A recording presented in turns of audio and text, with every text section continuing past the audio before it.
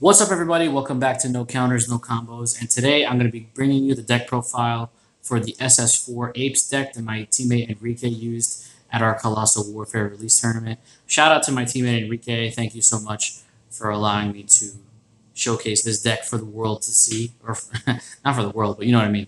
I hope you guys enjoy this profile. I know it was requested heavily in the comment section below. And by the way, if you guys ever request anything or want anything specifically, just let me know in the comments down below what you're looking for if it's a specific deck profile, whatever. I'm more than happy to help. Quick shout out to all of those players that are at Gen Con. As you can see here, we're using the Shenron's Lair format. So I want to shout out Shenron's Lair players, specifically Marcus Cantarsi and Trey Faircloth. I know you guys were having success earlier today and yesterday. So, keep up the great work and just enjoy because I'm not there. So you guys are not scooping up to me, and I'm not. Anyway, I'm not gonna get ahead of myself here. So let's get right into the deck here. We have the Dashback Bardock, which is a really good card. It's Overwhelm, and the turn that you attack because of Overwhelm, I just got my words like so mixed up there. The turn you Overwhelm him when you attack. There you go.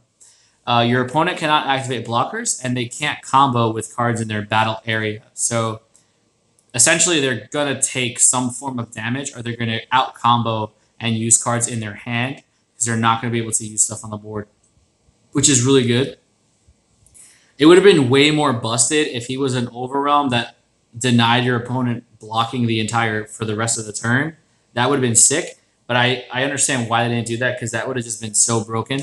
But it's good right now in this format because essentially everybody's playing blockers and free blockers and one-drop blockers. So if you can prevent them from doing that and using those blockers to then combo, is really good. And we have, of course, Scientist Fu, which is like the win condition right now in Set 4 meta. For 1 energy, you get to draw 2 cards and have a 25k double strike body on board. That's hella value. I mean, you don't even have to combo to put pressure on an Awakened Leader. You can just swing 25, and if they have a low amount of card total in their hand, most likely going to lose because you're not going to bring out Fu if you're not going to win, right? So if you're not playing Fu, I don't know. Let me see the build that you're playing that you're not playing Fu. If it's working for you, then hey, that's awesome. But Fu is a really good card. So if you can pick him up, get him. If you have him, play him. Very good card. Next, we have Successor of Hope, which is a 0-cost extra card that allows you to search your Goku's swap lineage cards, essentially. You only really have 2 targets in this deck, but you need to see one of those targets as early as possible to get the engine rolling. If worst case scenario, it's Yellow Energy or it's fodder for Nimbus, which is the next card we're going to talk about. Nimbus is hands down by far the best negate in the game, especially with the way the format is progressing right now, where everything is just attack with leader for that +1. If you Nimbus their leader, you're essentially only allowing them to attack you 1 more time. Of course, if you pitch the yellow for it. And with all the blockers that you're playing, you're not going to die that turn. So Nimbus is really good. Next card we have is 10 times Kamehameha, which goes hand in hand with our leader, which if you don't know, the leader on the front side, when you attack a leader card, you draw a card, awaken, untap 2, and then SS4 long odds on the back is attack, draw a card, and it has the permanent skill when you're at 4 or less life, or when you're at equal to or less life than your opponent, rather, I should say. It gains 5k power and critical for the duration of the turn. So it's a 20k attacker with crit without any combos. That's pretty insane. So 10 times Kamehameha goes hand in hand with that because for 1 yellow energy, you can give your leader card 15,000 power and double strike. So it's a 35k double crit attack. And the best thing about 10 times Kamehameha is it's an active battle. So you don't have to play it in the main phase.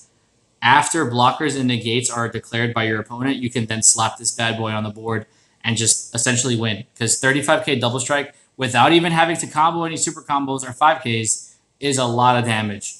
Next, we have Planet Vegeta. It's 1-drop tutor. It allows you to search literally your entire deck, except for Fu. For 1 yellow energy, you just search your pieces that you need. And it also helps your apes restand at the end of the turn. You really only need to get 1, just to have that unstand ability because you're going to be searching and drawing so much with this deck anyway. Maybe you'll get 2 off a game, but worst case scenario, it's yellow energy or discard fodder for Nimbus. And then we have my favorite negate from set 4, which is instant transmission. The instant transmission Nimbus combo is disgusting. You play Nimbus on the leader, negate the attack, pitch a card.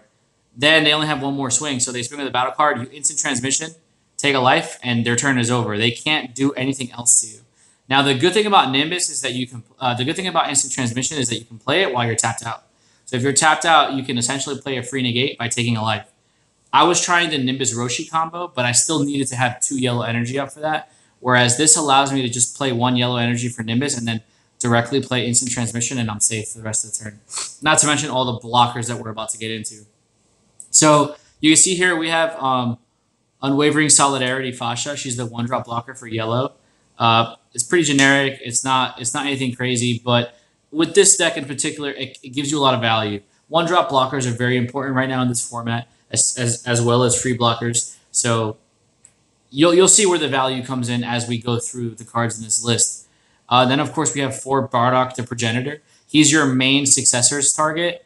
When you play this card, you can take a life and add it to your hand. And he's a 10k attacker, so he does put pressure on unawakened leaders. But you want to be careful when you play him because you don't want to self-harm yourself too much, because you want to make sure that you have enough interaction to play instant transmission. So maybe like once or twice, just to kind of speed up the process and put more cards in your hand. But he's very, very good because you want to get him on board for your Iron Will, which we'll get into. And then next we have Unwavering Solidarity Tora, which no one plays. It's a 2-drop 10k. That's not what's good about it. What's good about it is if your opponent has 2 rested battle cards, you can play him for free. So you're gaining value. You're using low energy manipulation to put threats on board that are going to allow you to go into bigger threats for less energy, which we'll get into. And then we have, obviously, Gine, Family of Justice. This is Goku's mother. She's a free blocker as long as you have a Bardock in play. So you're going to have a Bardock with turn 1 with Progenitor, so just dump them out as quickly as you can, and she just sits there. She's a blocker, really good right now in this format. It's essentially a pseudo-negate, which is really good. Now we're going to get into the spice. He's playing 9 Apes. We have 3 Fashas, 3 Bardock Iron Will, and 3 Tora. Now, why is he playing Apes with no March or no King Vegeta? I'll tell you why. March of the Great Apes, even though it's a very good card, is a tap 4, draw 2 to play 2 Apes. Right now, with the speed of the format, tapping 4 energy and potentially tapping yourself out to play 2 Apes, it doesn't seem as efficient as this variant is here. So all of these Apes have the same effect where if you combo with them, you can evolve them onto their non-ape counterpart, and then they get an effect. So for example, Fasha. When you combo with this card, you can evolve her onto an Unwavering Solidarity Fasha.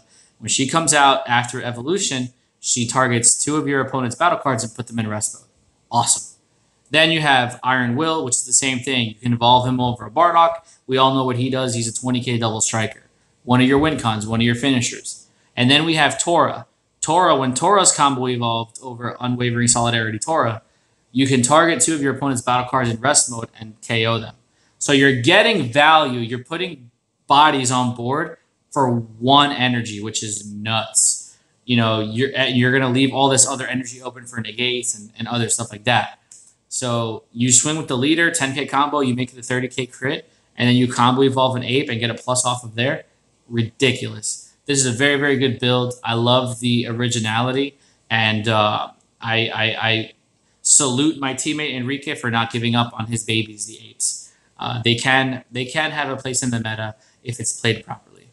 And then, of course, the last card we're going to get into is Plucky Dynasty Pan. She's your super combo. You can't use Shugesh because you can't run into the risk of seeing a Cronoa opening turn on your opponent's side. So you have to play Plucky Dynasty, and the best part about her is she can be searched with 2 cards. Shugesh can only be searched with Planet. The Pan can be searched with Successor and Planet. So essentially those 4 successors that you run is 4 of your super combos, and it's free. So that's the deck, guys. I mean, it's really fun. It's a really fun deck. I really like it. I like his take on it. So the only thing that I would change would be taking the Bardock out for another card. I don't know what. I'd have to look at the card pool and see what's available for play, but it's a solid build. You guys requested it in the comment section below, so here it is. By all means, try it. It's a really fun deck. It does catch your opponent off guard, and playing with a lot of blockers gives you utility and gives you survivability in this meta right now. Thank you guys so much for watching. Don't forget to like, share, comment, subscribe. We're almost at 1,000 subscribers. Do not forget to enter the giveaway if you haven't done so already. Thank you for all the continued support. Again, shout out to Shenron's Lair. Shout out to Enrique, my teammate. Shout out to my amazing sponsor, Computer and Gaming Universe. Without you guys, none of this would be possible. Thank you guys so much for everything. Let's get those subs up. Let's get to 1,000 so we can give you guys some free stuff. Anyway, other than that, we'll see you in the next video. Be there or be squared.